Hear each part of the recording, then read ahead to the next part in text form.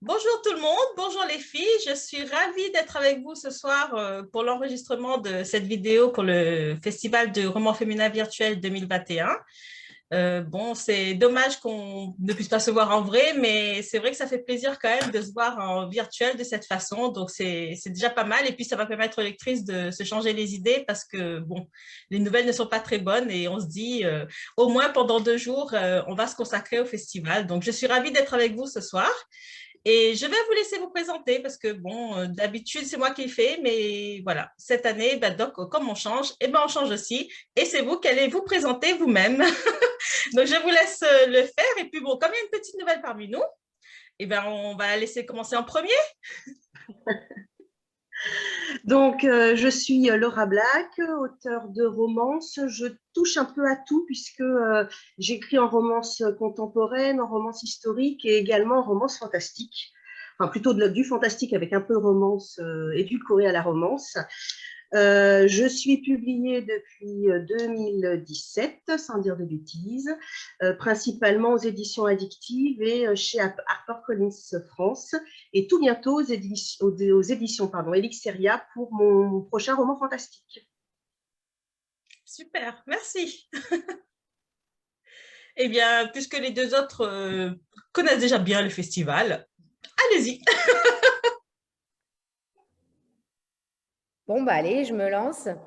Bonjour tout le monde, ravie de vous retrouver, Cécile Chaumin. Bah voilà, hâte de retrouver tout le monde pour des vrais câlins et une vraie rencontre. Mais en attendant, je remercie énormément toutes les filles qui organisent ce festival virtuel. C'est top de maintenir un lien quand même. Donc, Cécile Chaumin, j'écris de la romance contemporaine avec des histoires d'amour, mais pas que. Mon dernier livre est un peu différent, celui qui est en train de sortir, enfin qui sort dans un mois. Et voilà, l'idée, c'est des tranches de vie, du bonheur, et puis les amis qui gravitent autour, etc. Et puis tout ce qui se passe, et pourquoi pas un happy end derrière. Voilà, ça résume un peu mon univers. Merci beaucoup, Cécile. À toi, Iris, du coup. Alors, bonjour à toutes, je m'appelle Iris Hélène. D'abord, un grand merci aux Romantiques pour cette initiative qui est vraiment extraordinaire, surtout dans cette ambiance un petit peu morose. Alors, j'écris de la romance contemporaine, moi aussi, donc j'ai l'impression que toutes les trois, on est un petit peu dans le même segment. J'écris depuis 2017 et je suis éditée chez HarperCollins France et puis également chez Eden. Voilà. Ok, super, merci. Donc, on est là aujourd'hui pour parler de la rencontre, qui est un thème très, très vaste, mais normalement, avec seulement 3 auteurs, on devrait peut-être raccourcir un peu la question la question de la rencontre. Pas sûr. Ah, Jamais ah, trop. ah. Eh bien, justement, la première question, c'est, je vais vous le dire tout de suite, c'est quand on pense rencontre. Qu'est-ce que ça vous inspire dans votre manière d'écrire de façon générale? Donc, allez-y, lâchez-vous.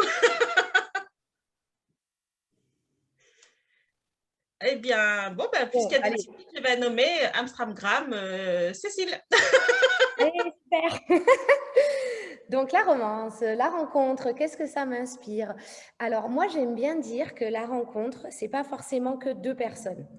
Non pas que ce soit des couples à plusieurs, c'est pas ça, mais pour moi, la rencontre, ça sous-entend forcément tous les gens qui gravitent autour. Donc, comme j'en parlais tout à l'heure, ça peut être une bande d'amis, ça peut être la famille. Il y a différentes occasions de rencontrer quelqu'un.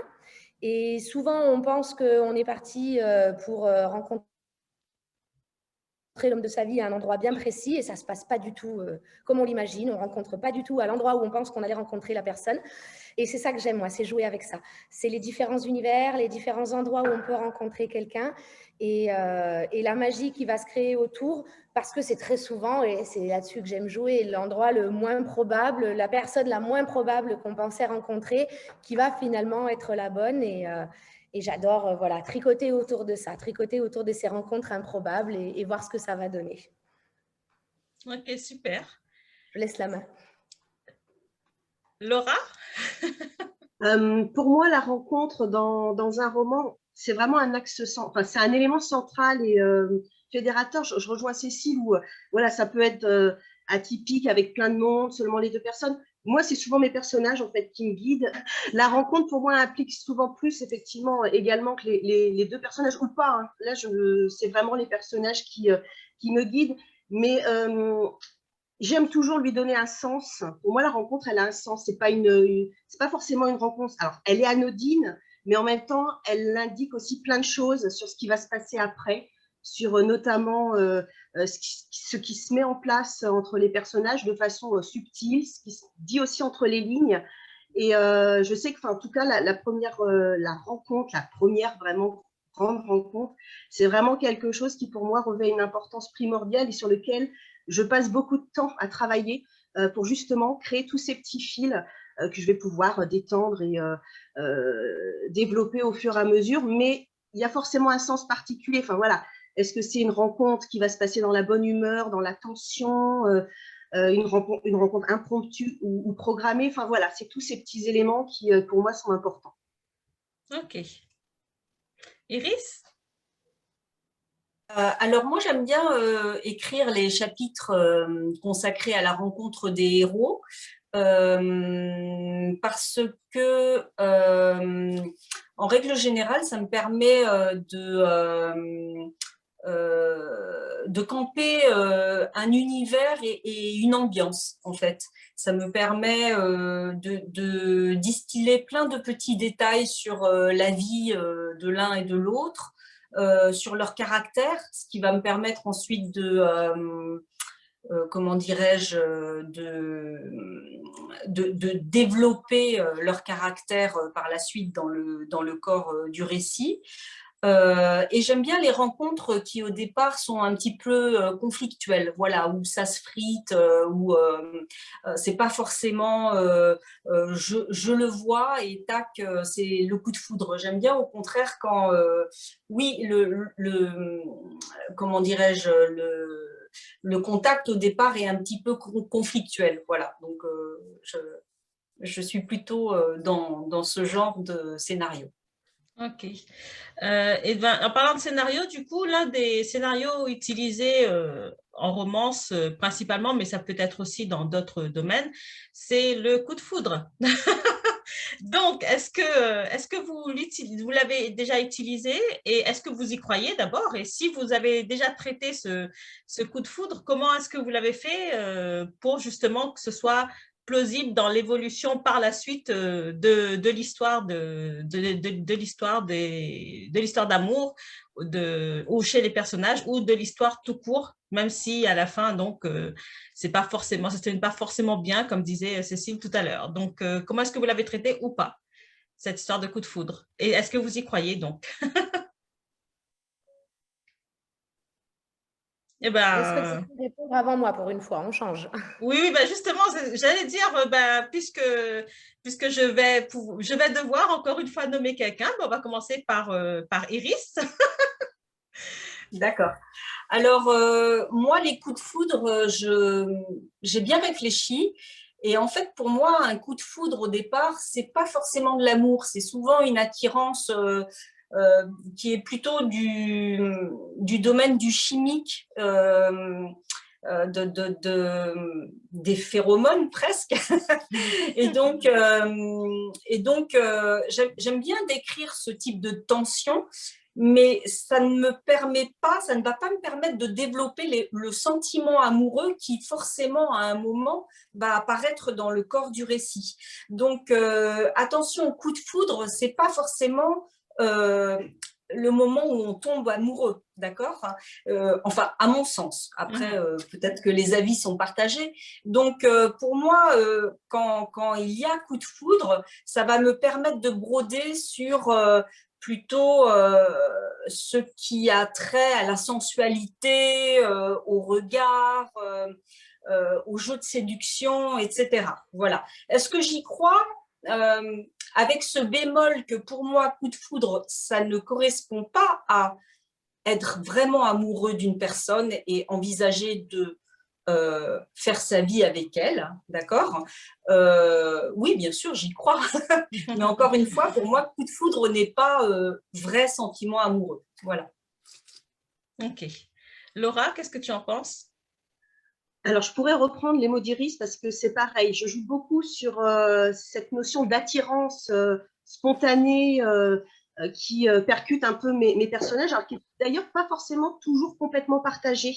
Je peux en avoir un qui est plus sensible à cette attraction que l'autre. Et c'est aussi pour ça que je vais aussi parfois sur la romance fantastique, où on parle souvent, enfin, sur certaines, notamment espèces comme les métamorphes de liens d'âme.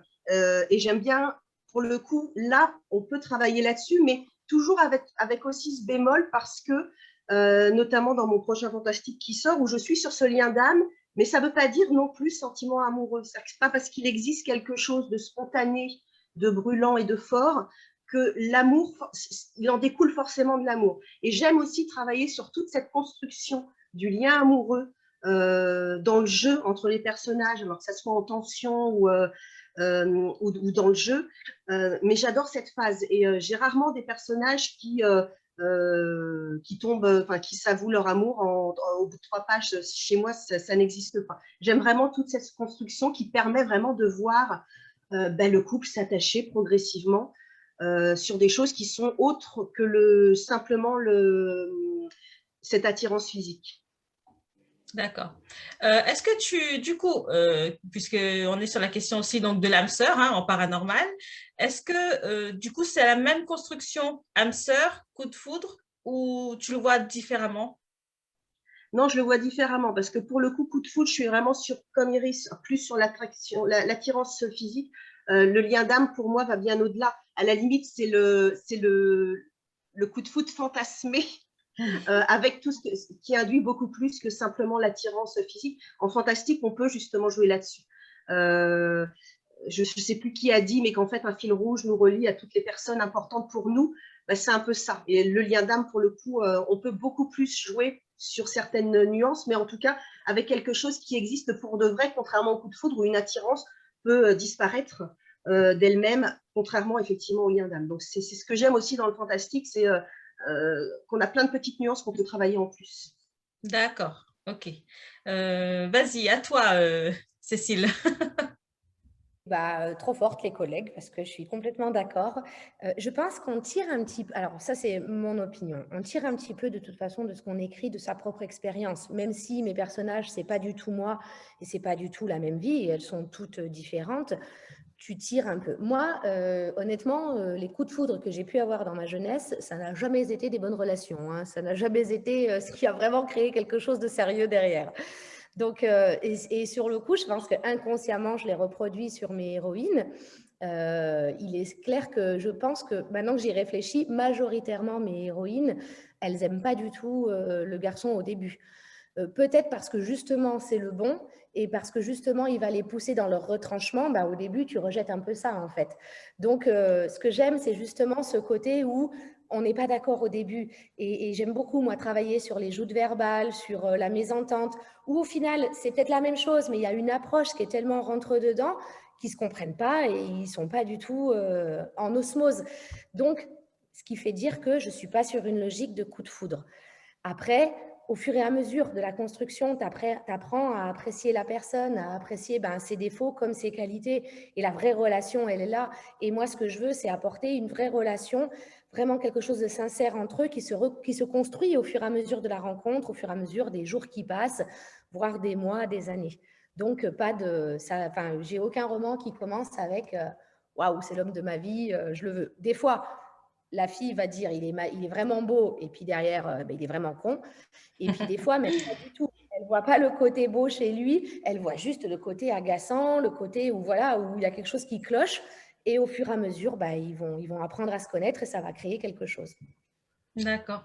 Et est-ce que Iris et Cécile, est-ce que vous lisez de la romance paranormale ou du fantastique ou roman fantastique ou pas du tout alors, est-ce que vous en lisez d'abord? Alors, je poserai ma prochaine question. Iris? Alors, moi, je n'ai jamais lu de romance fantastique, mais je vais me précipiter sur les romans de Laura, bien évidemment. En revanche, des livres fantastiques, il m'est déjà arrivé d'en lire, hein, forcément, comme tout le monde.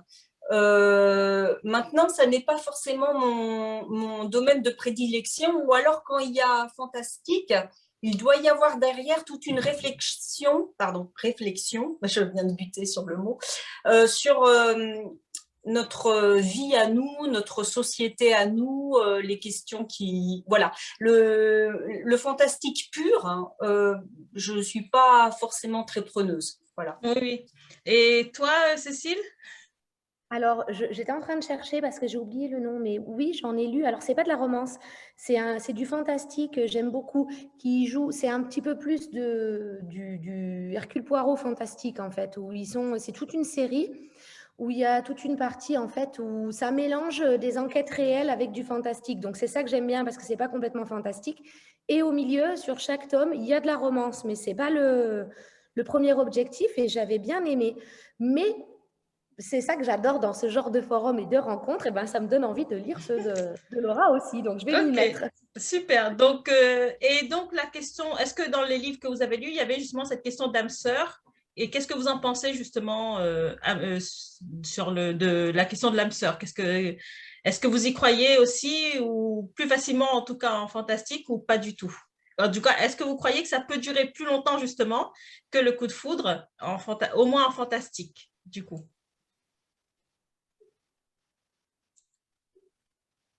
Bah, Iris, Cécile, je vais me lancer alors. Alors, l'âme sœur, je ne sais pas, parce que dans une vie, on évolue. Et ce qui nous attire à une certaine période de notre vie, peut-être ne va plus nous attirer autant que ça à l'avenir, hein. Donc, l'âme sœur, pour moi, c'est un concept à prendre avec des pincettes. Cela étant, je vis avec le même homme depuis plus de 30 ans. Donc, et je compte bien finir mes jours avec lui. Et je pense que lui, enfin, il m'a pas dit jusqu'à présent que… Donc, ça peut exister quand même. Voilà. Ok, Ouais, Cécile. je te rejoins là-dessus. Moi, je vais fêter mes 20 ans de mariage cet été, donc je pars du principe que lui aussi, tout va bien. Et je suis entièrement d'accord. L'âme sœur, pour moi, je ne peux pas dire si ça existe ou si ça n'existe pas. Enfin, c'est compliqué, mais ça se construit. Et je sais qu'avec mon mari, c'est des années d'ajustement, en fait, l'un à l'autre et de toujours trouver le positif à notre relation. Donc, je pense que l'âme sœur, on peut la créer. Je ne pense pas, honnêtement, je ne veux pas être fataliste, dire que c'est écrit. Parce que si tu dis ça, ça veut dire que si ton âme sœur, elle habite de l'autre côté du monde et que tu la croises jamais et que le destin ne vous réunit pas… bah, tant pis pour toi, rejoue encore, quoi. Donc, si on n'est pas dans le surnaturel, mais dans le réel, c'est compliqué de partir du principe qu'il y a vraiment une âme sœur. Moi, je pense plutôt qu'il y a une personne qui, à un moment donné, peut avoir la même vision que toi. Et c'est ce qui se passe avec mon mari, c'est qu'on a le même objectif de vie. Et quand on le modifie, c'est une discussion et on la modifie ensemble, cette trajectoire. Et c'est ce qui fait que ça fonctionne. Parce qu'ensemble, on va continuer dans cette trajectoire et se donner envie de se donner de nouveaux objectifs et d'avancer ensemble. Et c'est ça qui fait la magie. Quand on entend nos amis, tout le monde dit que c'est merveilleux, on est toujours amoureux au bout de 20 ans de mariage et on est des âmes sœurs. Mais est-ce que ce terme n'est pas un peu galvaudé? Je ne sais pas. Je pense que c'est un vrai travail en tout cas. Ok. Après, moi, personnellement, en tant que lectrice de romance et lectrice de romance paranormale aussi, puisque j'en lis, l'âme sœur, j'y crois. Et si je n'y crois pas, dans ce cas, je ne lirai pas de romance. Donc, oui, donc il faut quand même, surtout en fantastique. Et après, oui, le coup de foudre qui dure, ça aussi, j'y crois aussi. Surtout dans une histoire, dans une romance, parce que sinon, si je n'y croyais pas, ce serait un peu compliqué. Mais oui. Ouais. Il faut y croire. Ça ne veut pas dire que ça ne va pas travailler derrière, mais c'est en y Oui, croyant que tu le mets en place, justement. Donc, c'est une bonne chose. ouais. Bon, ok, d'accord, super, merci. L'un des autres scénarios qui est de plus en plus à la mode maintenant, et je pense qu'avec le Covid, malheureusement, ben, c'est vraiment devenu plus qu'à la mode, ce sont les sites de rencontres. Donc déjà, je sais que Iris, toi, tu en parles dans ton dernier livre, My Secret Lover. Cécile, toi aussi, tu en as un peu parlé dans l'un de tes livres qui était Les 12 folies d'Emma. Donc, qu'est-ce que ça vous inspire quand je vous dis site de rencontre dans la relation amoureuse d'une romance ou d'une histoire d'amour? Allez-y, lâchez-vous encore une fois. Je vais rebondir là-dessus parce que les sites de rencontres, c'est en fait un élément pivot en fait de mon dernier roman My Secret Lover. En fait, autour de moi, j'ai beaucoup de gens qui sont tombés réellement amoureux et qui ont surtout construit une relation solide et durable grâce à des sites de rencontres. Donc, ça m'intéressait. Alors, personnellement, je n'ai pas rencontré mon mari comme ça. Je l'ai rencontré à l'ancienne. Voilà. Mais les sites de rencontres, le sujet me plaisait parce qu'il y a un côté au départ épistolaire. On s'écrit au départ. Donc, s'écrire, hein, il n'y a pas la même spontanéité qu'une rencontre en présentiel, d'accord? Quand c'est en présentiel, on se voit, on interagit, on pose des questions, on répond, etc. Et on n'a pas trop le temps de réfléchir à ces réponses. Alors que sur un site de rencontre, d'abord, il y a un book photo en règle générale, donc ça veut dire qu'on va se mettre en scène, hein, on va présenter qui on est, voire même peut-être présenter le personnage qu'on veut incarner aux yeux de l'autre. Et puis, dans les échanges, c'est rarement de l'instantané, enfin, ça peut exister, mais souvent, il y a quelqu'un pose la question et puis l'autre prend son temps pour répondre et ainsi de suite. Et ça, j'ai beaucoup aimé développer cet aspect-là dans le dernier roman. Voilà. Ok. Cécile, Alors, du coup? alors, de mon côté, moi j'ai beaucoup aimé aussi, pareil, j'avais beaucoup d'amis qui ont rencontré leur conjoint sur un site de rencontre et je trouve ça génial en fait. Il y a un côté, alors autant je suis d'accord avec ce que tu dis et en même temps, je trouve que quand vraiment tu vas au fond du site de rencontre, il y a un côté où finalement tu rencontres l'âme avant de rencontrer le physique. Parce que les photos, on n'y croit plus trop parce qu'on sait que tu vas choisir ton meilleur profil et qu'une photo c'est une photo et que c'est pas représentatif. Donc je pense qu'on a pris du recul par rapport à ça et qu'on se méfie de la photo. Et quand on est, alors, quand il y a un jeu de je t'envoie quelque chose, tu m'envoies quelque chose, il y a le temps de la réflexion. Mais au bout d'un moment, quand on est sur une logique, comme c'est arrivé à une copine à moi dans le clavardage, où ça répond en direct, finalement, tu es tellement concentré sur ce que tu vas mettre sur ton clavier que tu filtres moins. Et que finalement, ben, c'est plus la réalité qui va finir par ressortir. Au bout d'un moment, de toute façon, au bout d'une heure de discussion par clavier interposé, tu ne peux plus bluffer finalement. Donc, je trouve ça sympa aussi. J'aime bien ce côté où tu vas vraiment rencontrer la personne, alors que quand elle est en face, bah, peut-être que tu vas te dire « Oh, il a des beaux yeux » et tu es subjugué par ses yeux et tu n'écoutes pas ce qu'il dit. Ou alors, au contraire, oh, la grimace qu'il fait. Et bien là, ça, c'est annihilé. Donc, tu vas plus rentrer dans l'esprit de la personne. Et moi, j'aime beaucoup ce côté-là et je trouve ça génial. Et alors, il est certain que comme dans la vraie vie, tu as beaucoup de crapauds avant d'avoir le prince, c'est encore plus grand dans un site de rencontre.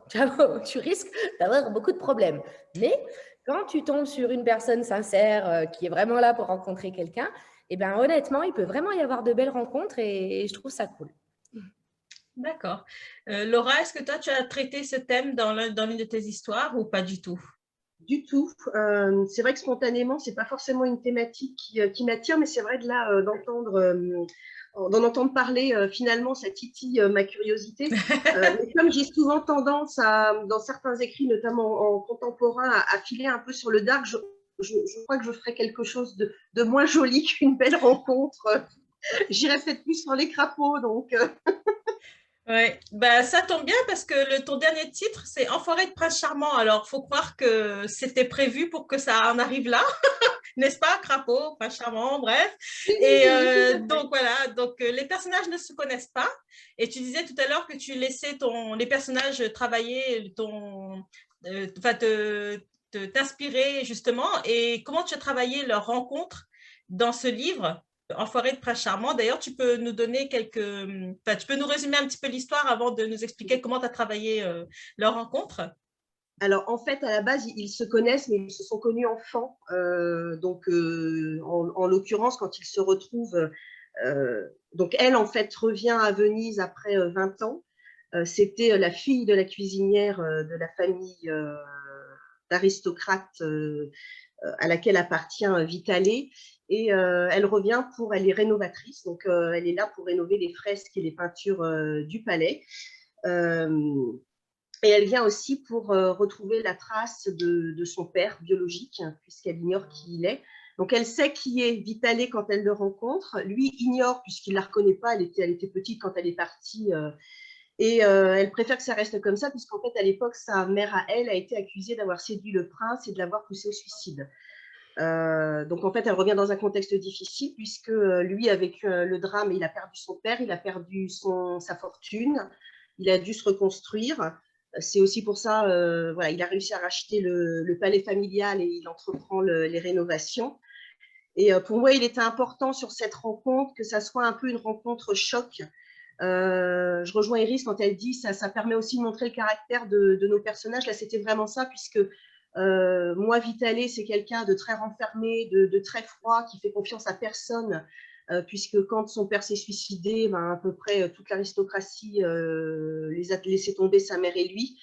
Il s'est retrouvé dans la plus grande pauvreté. Voilà, donc il est il est vraiment dans la retenue avec tout le monde. A contrario, elle, c'est une jeune femme pétillante, joyeuse, tout en cours, tout en forme, et aussi très maladroite. Donc, c'est vraiment des caractéristiques où je voulais une rencontre, voilà, où on puisse opposer vraiment la glace de Vital avec le feu d'Erin, et avec une rencontre tout en maladresse, hein, puisqu'en fait, il l'empêche de tomber dans le canal et de suivre sa valise qui, elle, par contre, finit bien au fond du canal. Donc, voilà, c'était une réponse et une rencontre extrêmement importante, mais vraiment guidée par mon mari. Voilà, j'ai commencé avec, elle se présente, elle arrive à Venise, donc avec l'équipe d'architectes avec elle, et assez vite, je me dis, voilà, elle est maladroite, ben forcément la valise va finir dans le canal, et Vitale est arrivée lui en disant, oui, mais attends, voilà, c'est le bon moment pour moi d'entrer en scène. Ok. Super. Cécile, est-ce que tu voulais parler, est-ce que du coup tu traites de cette histoire de rencontre dans ton dernier livre? Oui, alors je trouve ça génial. Je vais faire un fil ténu de lien entre Laura, entre le dernier de Laura et le mien, puisque dans mon livre Les 12 folies d'Emma, elle cite un film que j'ai adoré, Sabrina, qui me fait penser avec Audrey Hepburn à ce que mais vraiment un tout petit lien, mais sur la logique de je reviens dans la maison bourgeoise de mon enfance où je suis fille d'eux et pas un lien bourgeois. Enfin bref, voilà, donc je trouve ça génial et tu m'as vraiment donné envie. Donc oui, moi je parle plus que de la rencontre, puisque les 12 folies d'Emma, c'est ça en fait. C'est 12 mois pour trouver l'homme en fait, et une commande faite par un magazine connu qui lui dit, voilà, alors c'est pas ça l'histoire première, mais ça y est dedans, tu as 12 mois pour tous les mois faire une rencontre, quel que soit le moyen, et d'écrire sur un blog en fait ces rencontres. Donc ça va être la présentation de l'ami d'un ami, le truc qui marche jamais, mais les amis sont toujours convaincus que c'est l'homme qu'il te faut. La rencontre via les sites internet, via la famille élargie, etc. Et moi, je me suis régalée. Alors, dans mon livre, le site de rencontre est un contre-exemple puisque c'est là qu'elle a ses pires expériences.